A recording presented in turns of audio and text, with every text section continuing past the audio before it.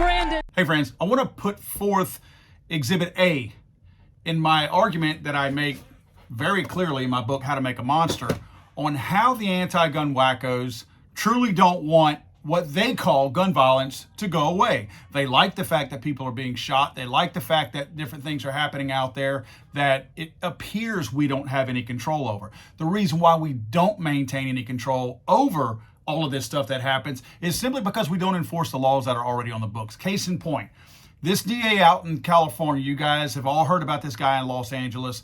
This guy's letting everybody off. You got gangbangers, you got either MS-13 or some of the cartel gangs or whatever coming in from Mexico that brag and have bragged on the telephone in prison about how this DA is not going to either charge them with anything or they're going to minimize the charges to where they're not going to be anything big that sticks, or they won't stay in jail for very long. In fact, one of the MS-13 guys even bragged that he was going to get the DA's name tattooed on his arm because he admired the guy so much for letting everybody off. Dave Chappelle got attacked at the Hollywood Bowl the other day. He got attacked by a guy who had a replica of a gun, which by any other stretch would have probably been illegal in itself in the state of California, as wacko as their gun laws are. But this replica gun had a folding knife blade on it. So Dave Chappelle was attacked in a public place where thousands of people, probably now millions because of the video, watched, was attacked with a knife. You can say whatever you want about it. It's a fake gun that has a knife affixed to it. It's a knife. By any other definition, is a freaking knife.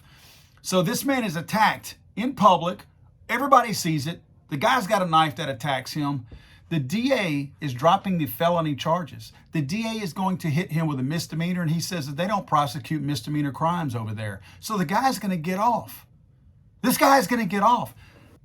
This is wrong because Dave Chappelle probably is not one of their favorite people right now, because if you'll remember, Dave came out and spoke out against the men beating up women in women's sports, and the left didn't like that.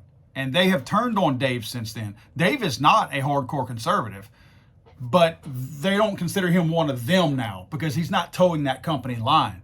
So this wacko liberal DA is not going to charge a guy who attacked somebody else with a knife. Now, you tell me this. If that DA had been on stage giving a speech and this same thing would have happened, do you think they would have popped him with some felony charges, the guy who attacked him? Do you think if it were maybe the governor, Gavin Newsom, who's also in favor of letting all these people off, do you think if it was any other Hollywood star who actually toes that left company line, do you think that this man would then be hit with felony charges? I think this is awful. I think this is a perfect example of how you can't curb crime if you don't punish crime.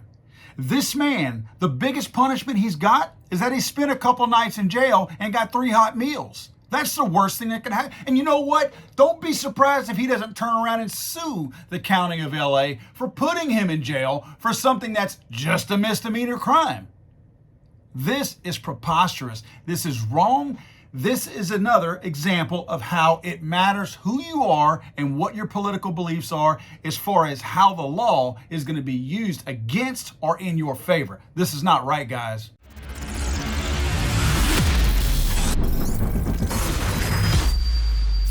Let's go, Brandon.